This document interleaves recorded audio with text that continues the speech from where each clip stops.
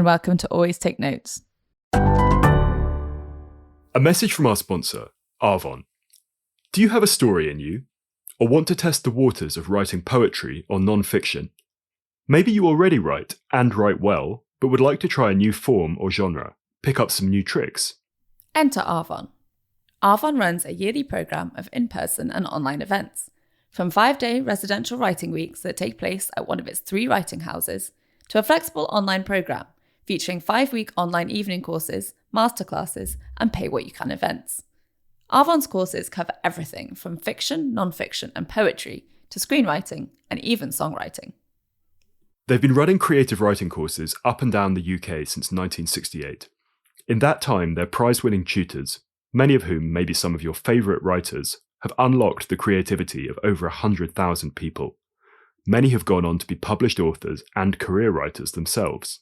But actually, it's not about that.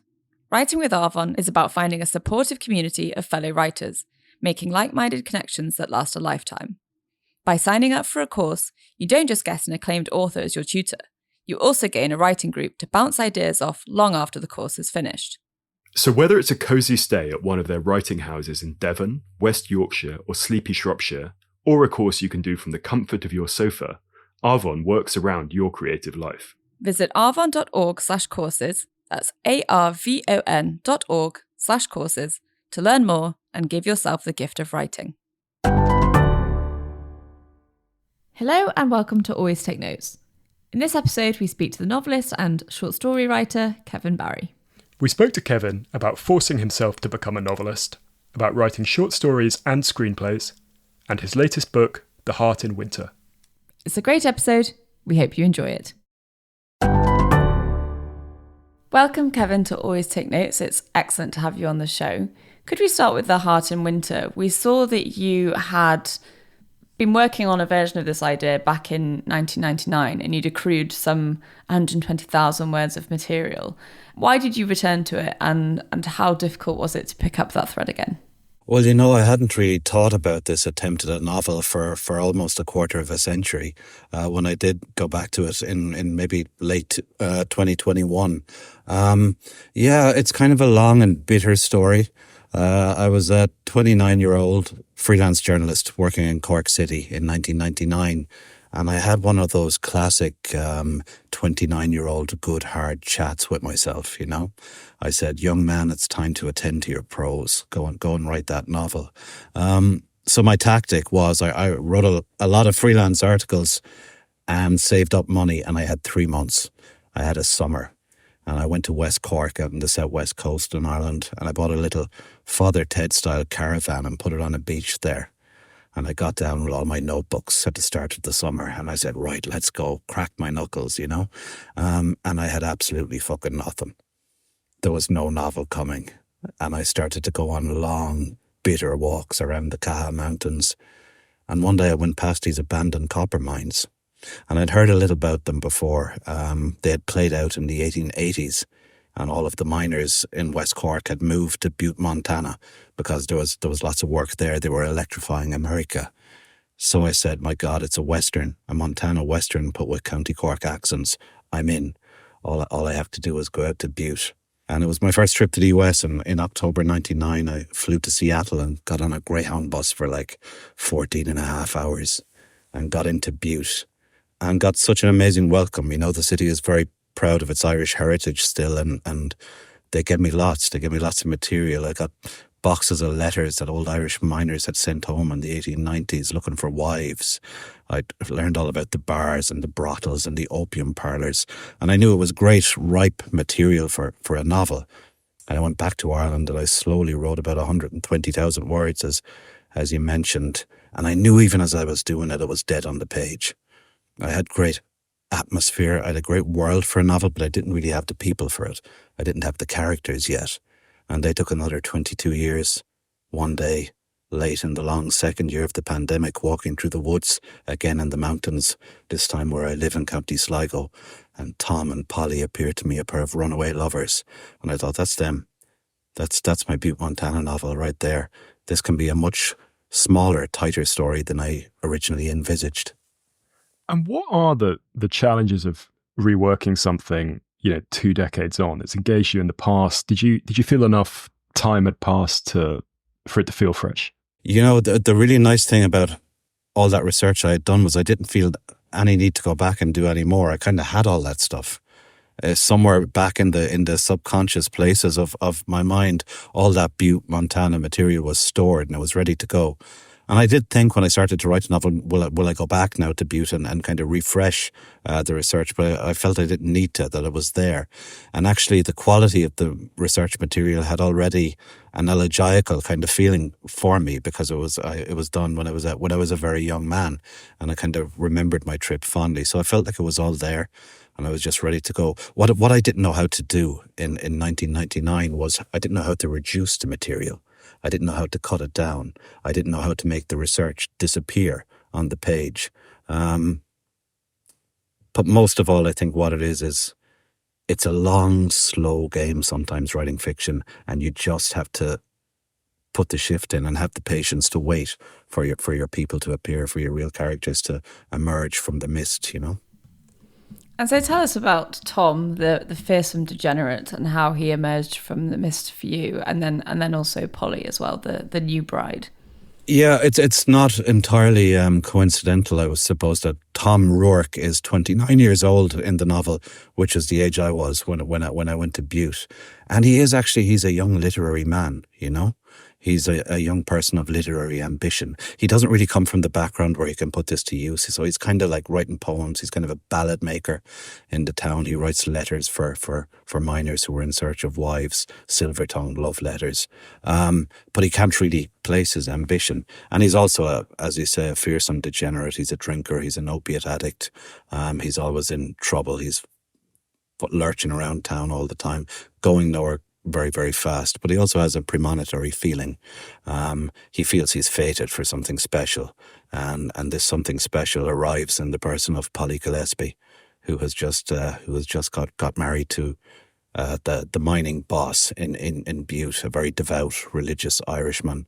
But Tom and Polly meet, and it's immediately a thunderbolt of love and lust, and it's hard times out in Montana in the 1890s. You have to take your fun where you can find it, and Tom and Polly do so very quickly. It's like that the old Italian saying, "Sex is the poor man's opera," they used to say. So we're off very quickly with these two lovebirds. And in terms of additional research, we heard that when you came back to the project, you were looking into boom towns and the Irish diaspora. What was your process then compared to what it had been like back in 1999? Well, one of the, I guess, really interesting things was when I was researching it in 1999, there was no really effective internet way of doing it, We weren't even at the time of search engines, really, that were commonly available. So a lot of the stuff was in old style kind of libraries and in archives.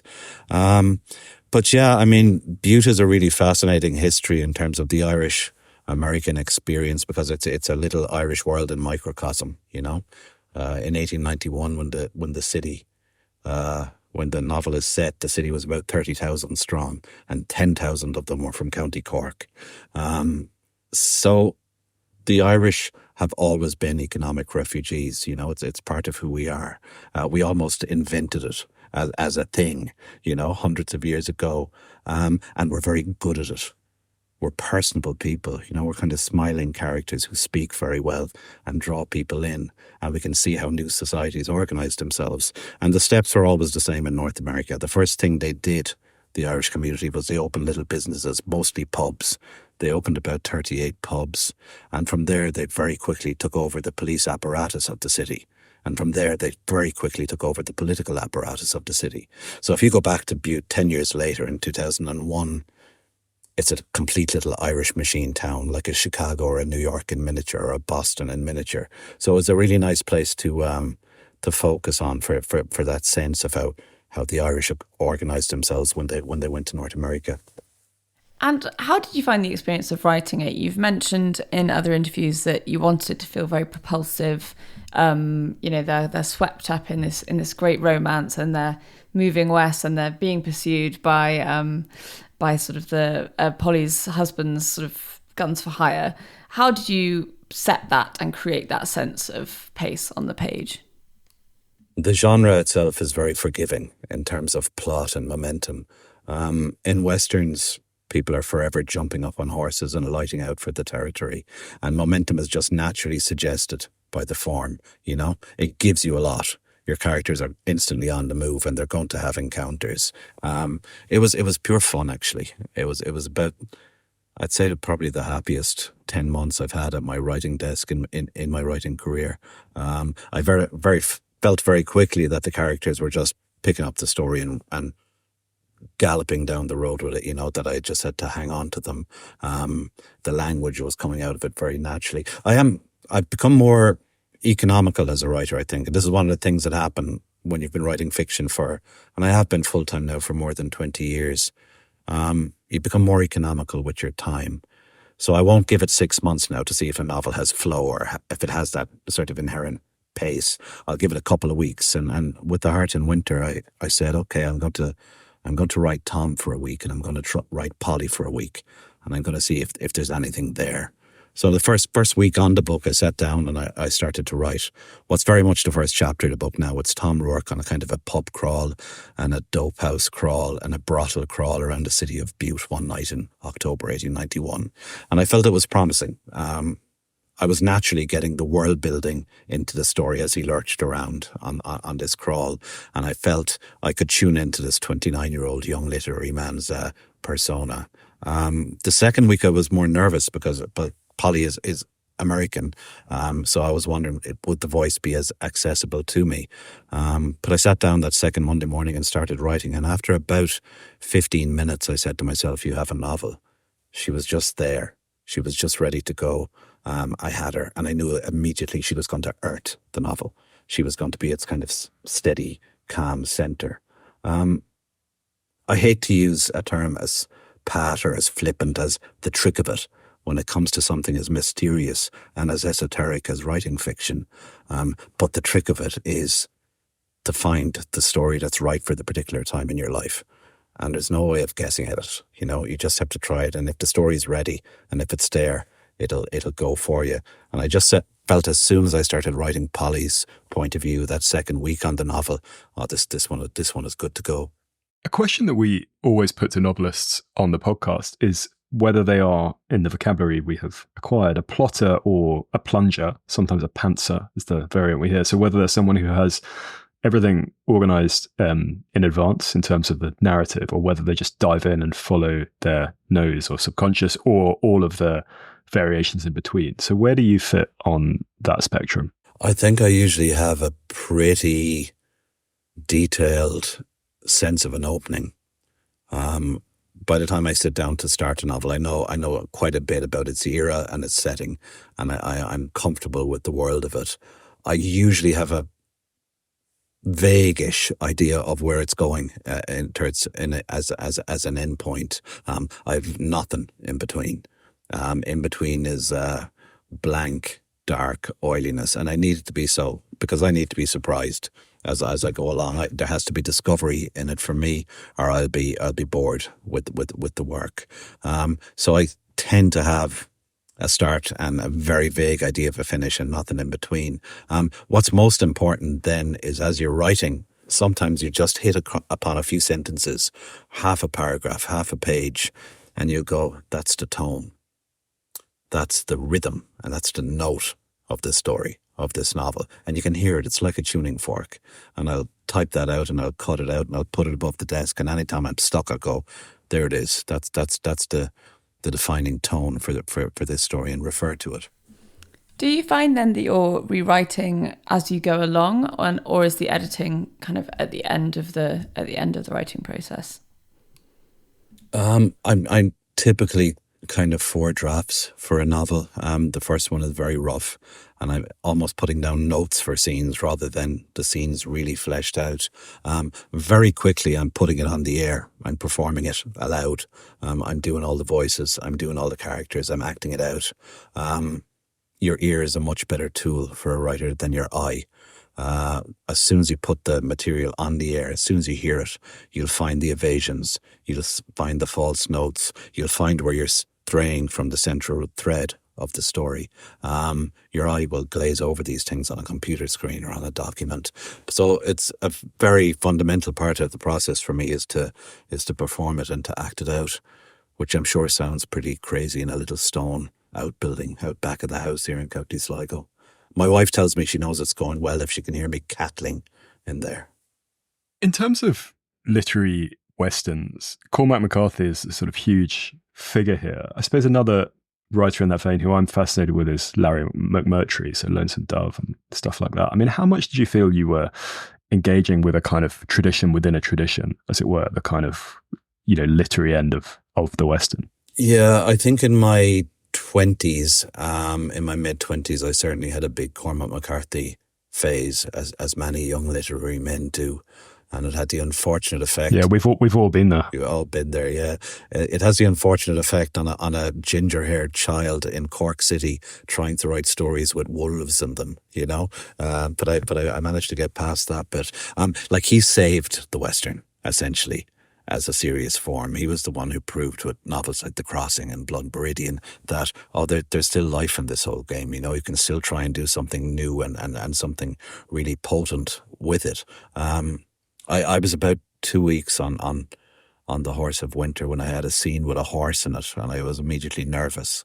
I don't know anything about horses, so I said, "Oh fuck, I better see how Cormac McCarthy does this." And I went to the shelves behind me here, and the first thing I found was all the pretty horses, and I opened it at random and read 3 pages, and thought, "Fuck, he knows a lot about horses. I'm really going to have to bone up on horses, But then I thought, what if Tom Rourke, my character, is completely winging it on the horse's front?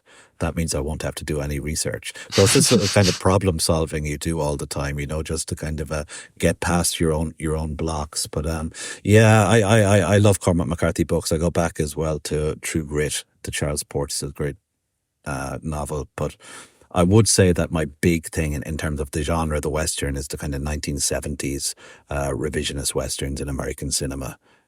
Those Terrence Malick films like Badlands and Days of Heaven, McCabe and Mrs. Miller, Missouri Breaks. Those were the ones that really twisted and darkened the Western and showed that you could sort of still kind of spring a poetry from this kind of hoary old form, this hoary old genre. I think that piece of advice is going to stay with me forever. If you don't want to do the research on something, build it into the story. That's all you have to do. It's a way out. At what point did you think about the Western form as well and decide to eschew the kind of grand, expansive, kind of 600-page sweeping epic in favour of something more intimate? Yeah, I like that. That was my downfall, I think, when I first tried this novel in 1999. I thought I had to do everything.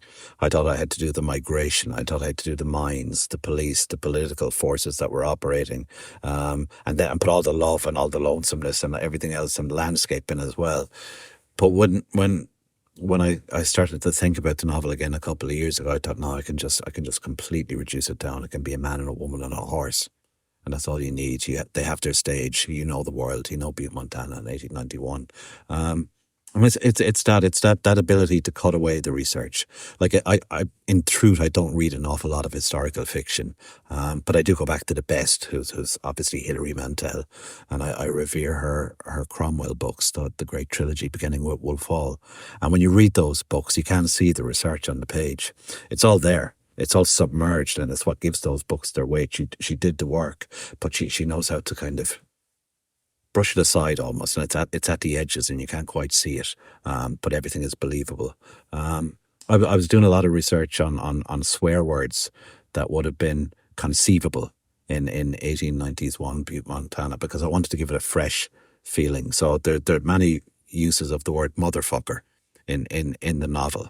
And I was pleased to find that motherfucker gained currency as a marvellous swear word. It is one of the great ones in the black districts of Chicago in the mid-1880s. So I extrapolated that it would be reasonable that it had migrated across the Rocky Mountains to Butte 6 years later. And I was delighted to get that in.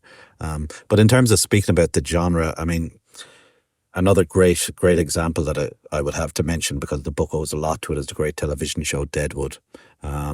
I remember when that started to screen in 2006, watching it and immediately loving it and going, that's how I could have done my Butte novel. But David Milch, the show's great creator and writer, with the language he employed for Deadwood, a kind of a heightened Elizabethan kind of Shakespearean register. They weren't speaking like that in North Dakota, I'm sure, in the 1870s when Deadwood is set, but it feels right. And that's all you need. It just has to feel right in historical fiction. If it feels right, the reader, the viewer is going to buy it and it's going to go with you and it's going to have an intense experience. We wanted to come back to the new novel in due course, but can we roll back now to your early life? So you were born in Limerick, but you had this very itinerant childhood. So 17 addresses by the time you were 36. What was that like? Yeah, I was a freelance journalist up until my kind of early 30s. So that allowed me to move around quite a bit. I went to the United States quite a bit. I was kind of a colour writer. I was write colour features for the Irish newspapers. I remember being over for the 2000 Bush-Gore election, the famous hanging Chad election, sending back colour pieces. And it was a very significant trip, actually, because one day I was in a Barnes & Noble in Santa Barbara, and I came across this section that was all the small journals, the literary journals from all over the US, and I realised, wow, there's places I could send short stories if I actually got it together to write some, and that was kind of what started me off writing stories. But yeah, I had a very old-fashioned way into writing, really, which was through being a journalist, through being a reporter. I'd started college briefly in my late teens and left very quickly when I got offered a news reporting job in a small city newspaper in Limerick, and I spent a couple of years doing the courts and the council meetings and all that stuff. And it's actually great training for a writer. It's great background for a fiction writer to do that stuff, to do that small city reporting. But no, since then, since my late teens, I've kind of, which isn't today nor yesterday, I've made a living as a freelance writer of some stripe, and that's a source of pride, actually. Had it felt like something that you were always going to do from childhood? I came across the fact that you wrote a short story when you were 8, in which the soul of Elvis ascended into the body of a seagull, and then the seagull crossed the Atlantic and communed with a ginger-haired Irish child. Yeah, it was glorious stuff. So was was your childhood filled with such bold narrative experiments? Yeah, that was the first time I was moved to pick up my pen. We were on holiday in the west of Ireland on an island, I think it was Achill Island, and the word came in that the king had passed in the night, tragically, and I was moved to make a piece of art for the first time. I don't know. I had the classic great English teachers in secondary school. A couple of teachers who were really into poetry, who were really into getting us into like Jared Manley Hopkins and things like that, which is a wonderful thing to expose a malleable young teenage brain to. And I really went with it. I really went with Manley Hopkins, and I can still recite reams of it at the dropping of a hat. But no, I had a teenage poet phase for sure. I was one of my many phases. I was a goth. I was a kind of a ginger-haired goth, which is a particularly unfortunate thing to be. You just can't make the look go right when you're a big happy ginger head on you, But I used to go to the graveyard in St. Mary's Cathedral in Limerick City, in all in black, with black lipstick on. And lie among the headstones and write poems about girls and suicide.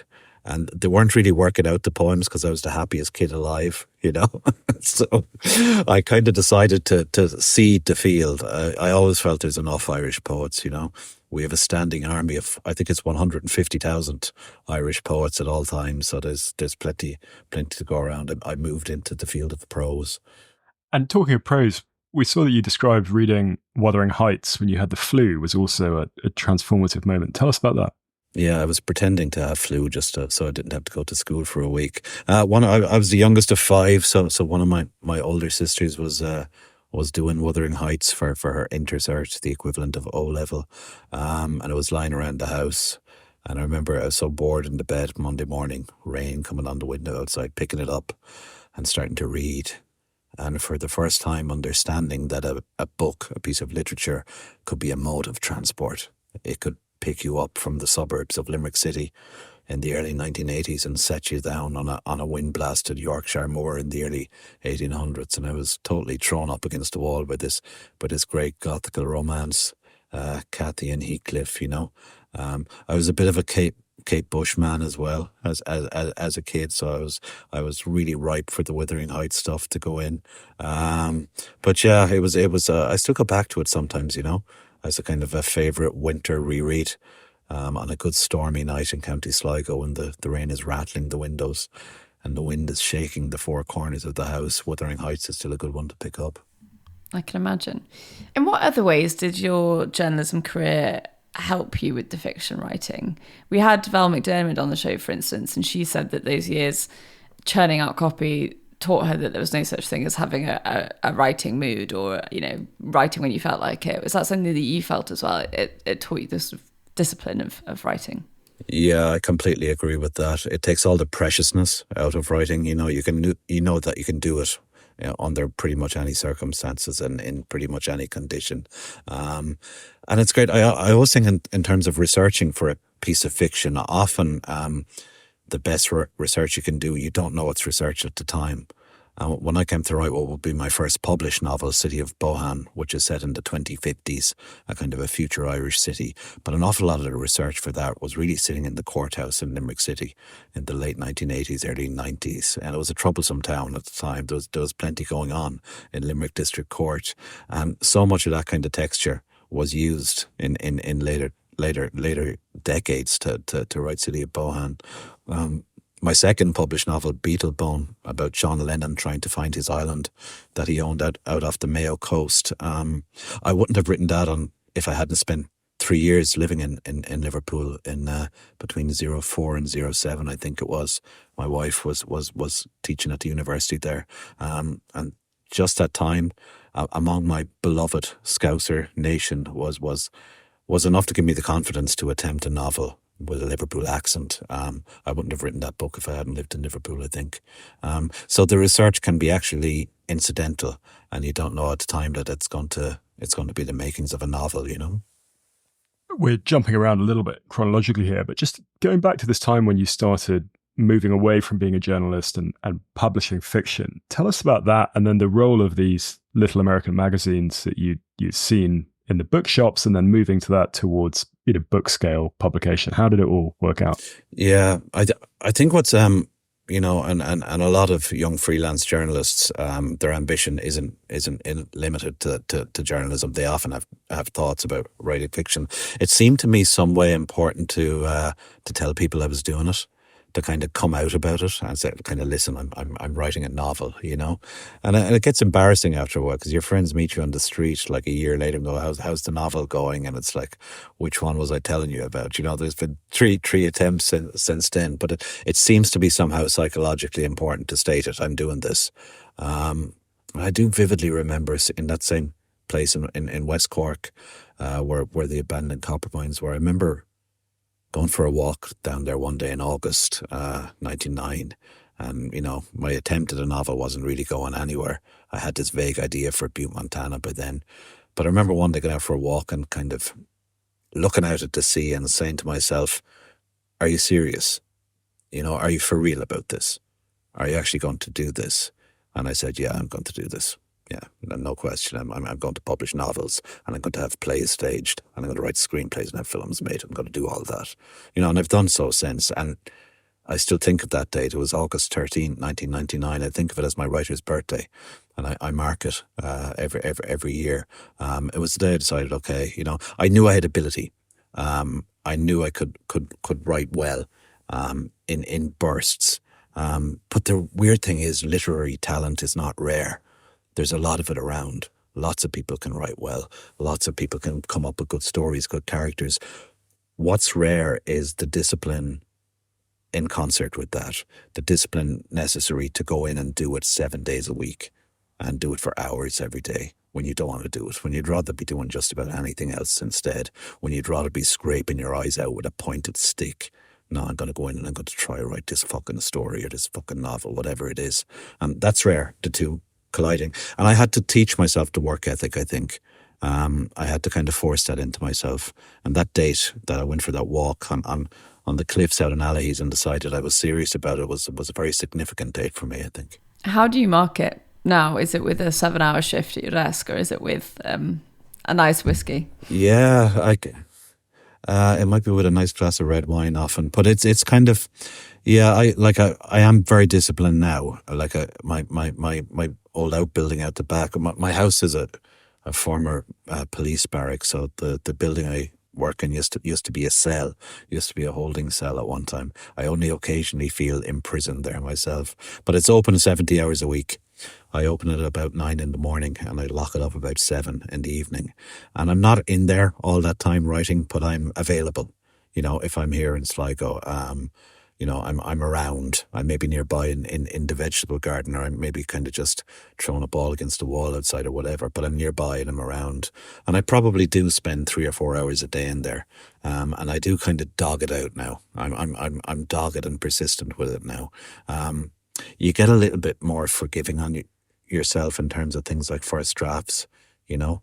When you're a younger writer, an emerging writer, you look at those first drafts and they're always horrible on the page, you know. They always look like raw, untreated sewage on the page. But one of the things you get with a little bit of experience and time and dedication is you know it's going to come up, you know it's going to improve, you know you're going to be able to cut it.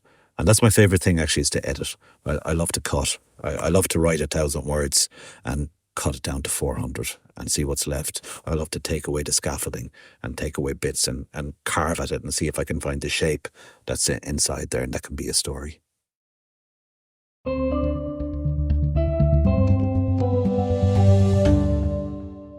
We are thrilled to announce the publication of Always Take Notes, Advice from Some of the World's Greatest Writers. The book, edited by the two of us, features contributions from almost 100 past guests on the podcast. It's a distillation of the wit and wisdom we've heard over the past 6 years. The book offers, we think, frank and entertaining guidance on writing in particular and living a creative life in general. It answers questions such as, where do the best ideas come from? How do you stay motivated? What does it take to become a published author? And how do you actually make money from your writing? Published by Ithaca Press, Always Take Notes, Advice from Some of the World's Greatest Writers is available now in all good bookshops. We hope you enjoy reading it.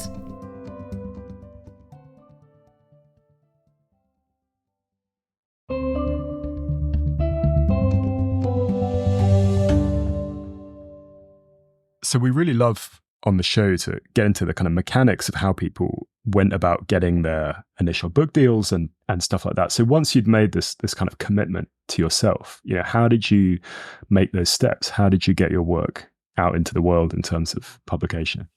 One of the very first publications I had were in tiny little North American journals that I'd spotted on the shelves of Barnes and Noble. There was an operation, I think, in North Dakota somewhere, and there was the Adirondack Review in upstate New York. And I think they accepted these stories I'd sent in just because the novelty of some guy from Cork in Ireland sending these things all the way out here. But my first kind of little breakthrough, I guess, really is I was trying to work on a different novel that never saw the light of day, about 2004. And there was a short story competition announced by Davy Byrne's pub in Dublin, which is in Ulysses. The pub is in Ulysses. So they announced we're given 20 grand for a short story prize. And I thought, 20 grand, I'll get out of bed for that. I'll tidy up one of these stories I have and send it in. And I got on a short list out of thousands of entries. I got on a short list of 5 or something. Anne Enright was on it and actually won it. Haven't forgiven her yet. But it was... that got me an agent. My agent, Lucy Luck, who I'm still with almost 20 years later, read all the shortlisted entries and got on to me and said, you don't have a novel by any chance? And then slowly but surely then started to publish.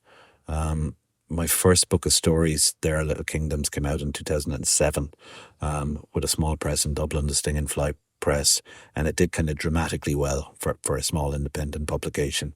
I got an important prize for it, the Rooney Prize for Irish Literature.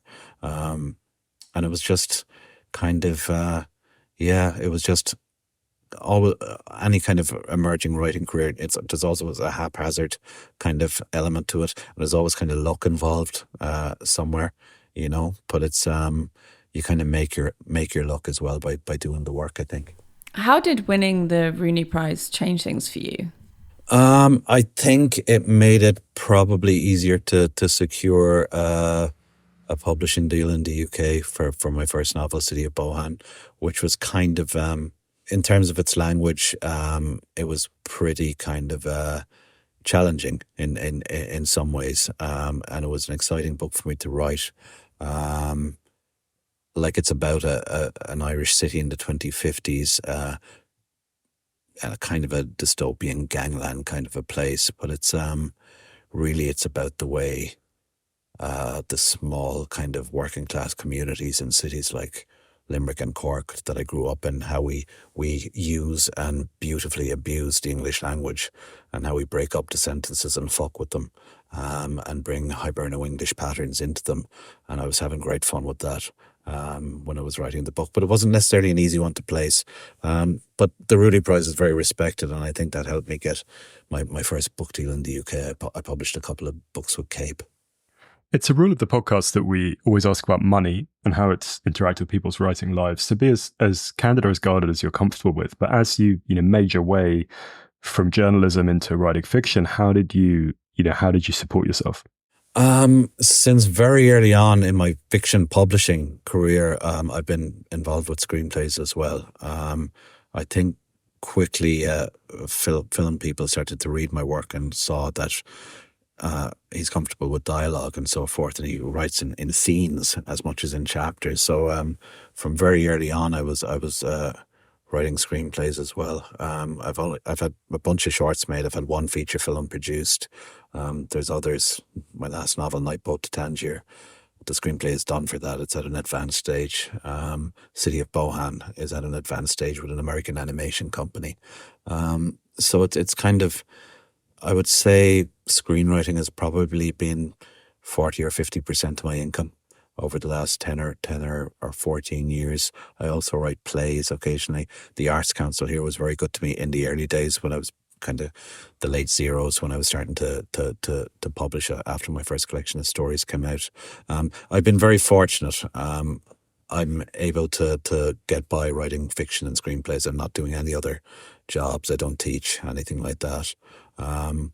I managed to follow, like, the best writing advice I ever heard is from the great American essayist Annie Dillard. And it's she says, all you need to know about a writing life is keep your overheads low. That's all you need. So I live in an old police barracks in the rural northwest, which is a small mortgage, and it means that the overheads are pretty low, and it allows me to just write and just go out to my holding cell every day and just get on with it. It's kind of, it's an unpredictable life, but there's great freedom in it as well, and there's great independence in being a writer and sort of operating under your own flag, if you like. Moving from City of Bohan now to Night Boat to Tangier, which was published in 2019. It's longlisted for the Booker Prize, and it's set over a 24-hour period in a Spanish ferry terminal. How did that idea come to you? And did you see it as an extension of this kind of crime milieu that you'd been writing in beforehand? I love Spain. I've visited Spain a lot over the last kind of from the late 90s, long before I published any fiction. I'd kind of sneak off down there in January and February and invent kind of freelance jobs to be doing just to get some blue skies into me, And I've been going for 20 years, and I kept thinking, where's my Spain book? Surely I've done all the incidental research by now. Sure, I know the texture of these train stations, these ferry ports, these old Catholic cities. Where are my characters? And it came to me one day, what if I just put two Cork gangsters down there? What if I put two hashish smugglers of the 1990s down there? And there was a huge hash trade from North Africa, from Morocco, up the west coast into Europe into Ireland in the 90s. So there was a historical kind of accuracy there to take these kind of characters and put them down there. But I went pretty nutty with it in terms of method. I went to the Algeciras ferry port, and I sat there drinking café con leche and writing my dialogue, my Morris and Charlie two Cork old gangsters sitting there looking for one of their daughters who's gone missing, and I kept looking up, almost expecting to see them. It gets a little bit too method at times. It goes a bit nutty. For Beetlebone, the John Lennon novel, like he has to practice primal scream therapy, and that's why he bought an island in the west of Ireland with the idea of going out there. So I went out there and I practiced. I started screaming, I started roaring at the gulls, and it all worked out beautifully. I've been right as rain since. It healed me completely. You mentioned the Rooney Prize earlier. You later won the International Dublin Literary Award. What has your experience of these prizes been? Have they been transformational in terms of your visibility and things like that, or less so? We get very interesting answers from writers when we've asked about what prizes meant and what they didn't mean. Nothing not to love about them, There's nothing not to love about winning literary prizes, and the Impact was a fantastic one because it's €100,000. So that was amazing. I was delighted to win the Goldsmiths Prize a couple of years ago. I really value that prize. It tries to reward innovation in fiction. I won the Sunday Times Short Story Prize, and I loved the story. And it's not often you get a good windfall out of short stories. So it's in some ways, I think there's too much dependence within publishing on the prize calendar and not to push books and to sell books. And there's only so many shortlist and long list spaces to go around, and there's probably an overemphasis on what it means for the writer to be on a list. But it's I guess it's kind of a necessary evil, It's an uncomfortable feeling always on the night of an award, if you're sitting there waiting, and trying to arrange your face in a pleasant way if your name doesn't get called. Yeah, it sounds like a pretty impossible task, to be honest. In terms of your screenwriting work versus your fiction writing work, and I know that you're adapting The Night Boat to Tangier, or you've adapted The Night Boat to Tangier yourself. Does your process differ in any meaningful way between those two formats? Yeah, writing screenplays is easier than writing novels. I'm at about 80% of capacity, I would say, to write a good screenplay. It's not as difficult as writing a novel. I really enjoy the sociable aspect of it. I enjoy having colleagues. I enjoyed the Zooms. It's a break from compared to the long, lonesome push on a novel or on a play script when you're alone in the room with it for months on end. I quite like it. I do a draft of a feature-length draft in about 3 months. It takes me. That works out at about 3 or 4 final draft pages a day. And if it's a good morning, I'll get them done in the first hour or so. And I'll spend the rest of the day kind of going back and refining and kind of honing and acting them out again, putting them on the air and hearing them. I do enjoy it. I like to do it. I'm inclined now to adapt my own novels if the opportunity arises. I could just do it quicker. I know the characters, I know the world. I can get in there with them. I've already started having meetings about the option on the new novel of The Heart in Winter. So I'm sure I will be sitting down in the nearish future to begin a screenplay of it. I'm delighted about that. I get to go back and hang out with Tom and Polly again for another while and get all caught up in their romance.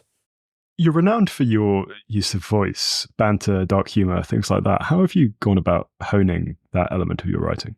I think it's a game again that you kind of play by feel. I mean, I remember when the first short stories started to work out for me on the page in the very early 2000s. And what happened was they started to get funny.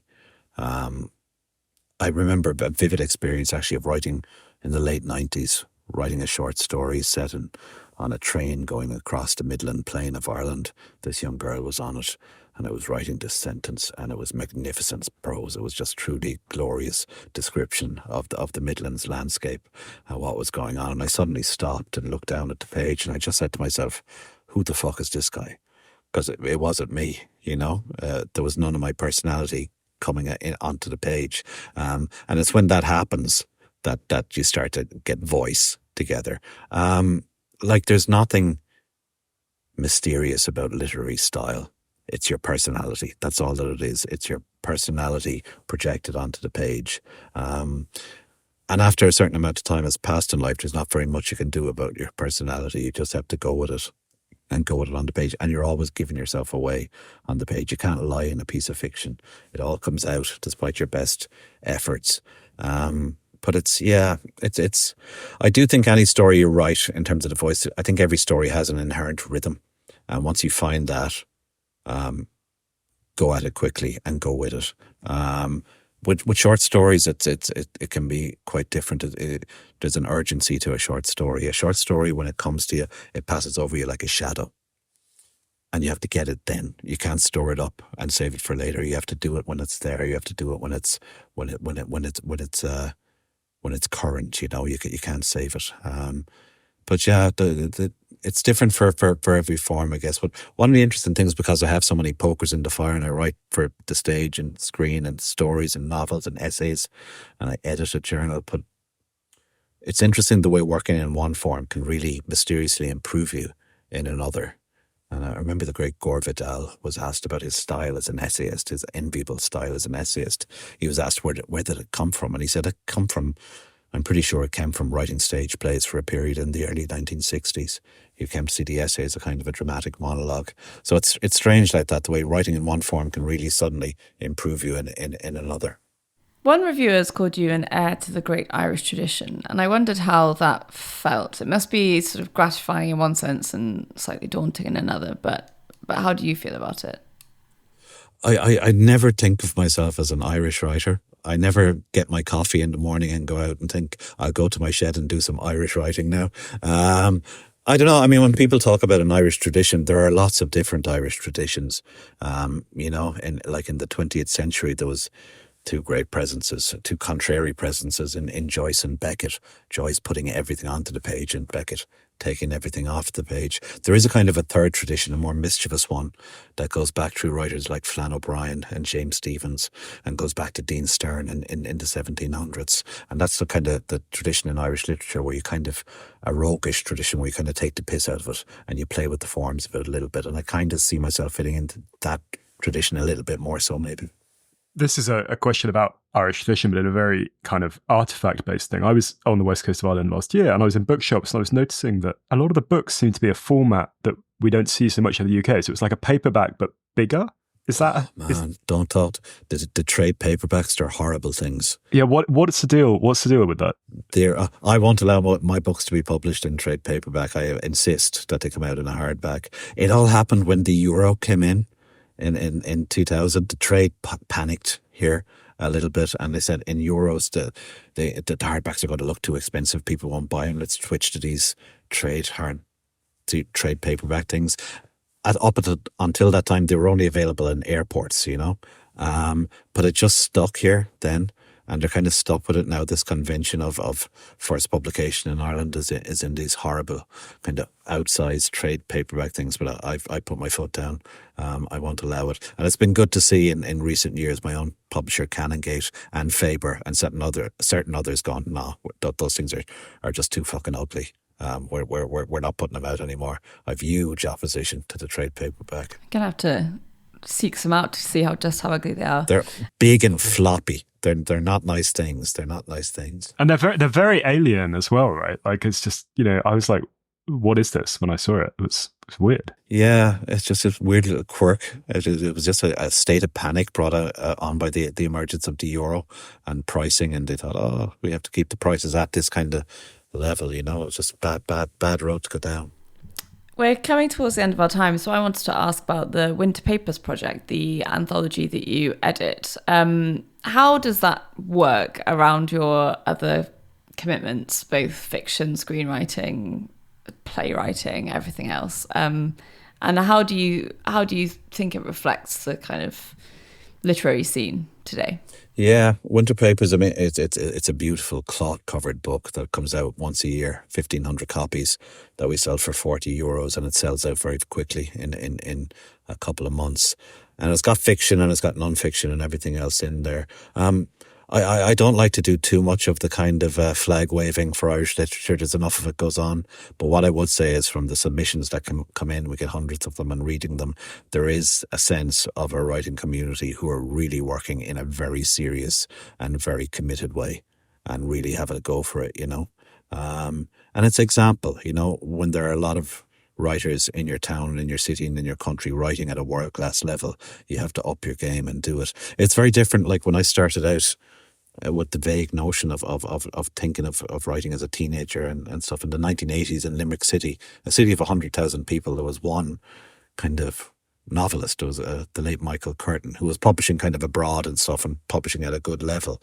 And when only one guy in your city is doing it, it doesn't seem like a very likely thing for you to take up yourself, but now there's a lot, and when when your friends and contemporaries are knocking out really world-class novels all the time, you really have to kind of keep up and bring your A game, as they say, when you go to your desk. Is it correct that you read poetry every night? Yeah, I had a thing with Olivia as well for a while. We were trying to learn a poem a week by heart, by rote. It feels like a very good thing to do for your brain. It feels like a very good thing for a prose writer to stay in touch with what the poets are up to as well. So yeah, our learning poems thing got a little bit competitive after a while, so we kind of pushed that to one side. But I still do read poetry. I try to read poetry on a daily basis. It might be for 5 minutes, but it's a good thing to do, old or new, whatever it is, whatever's nearby. I like to pick it up. Competitive in what way? Learning ever longer poems? Yeah, we were going into very extravagant kind of reams of John Donne and stuff, and it was getting a bit too much. So we kind of pulled back a little bit from the competition aspect of recital and just started to enjoy it for its own thing again. But I love the world that the poets occupy, which is close by but very, very removed from our world as well. And I love that they're out there asking those questions and in their work all the time, and it's important to support that and to read them. A final question from me. I've just been admiring your shelves during the interview, which obviously our listeners won't be able to see, but could you tell us what your organising principle is for your books? Absolutely none whatsoever. No alphabetization or anything like that. But somehow, weirdly, and there's more of them all around the house, I somehow kind of have a very good idea where something is when I want it. I can usually kind of steer myself to it quite quickly. I don't know by what kind of magic that happens, but I can usually within 5 minutes be guided to the right spot. Well, that was a very classic Simon question to answer on, but thank you so much for your time, Kevin, and wishing you the very best with this novel and all your projects going forward. It's been a pleasure, guys. Thanks for having me.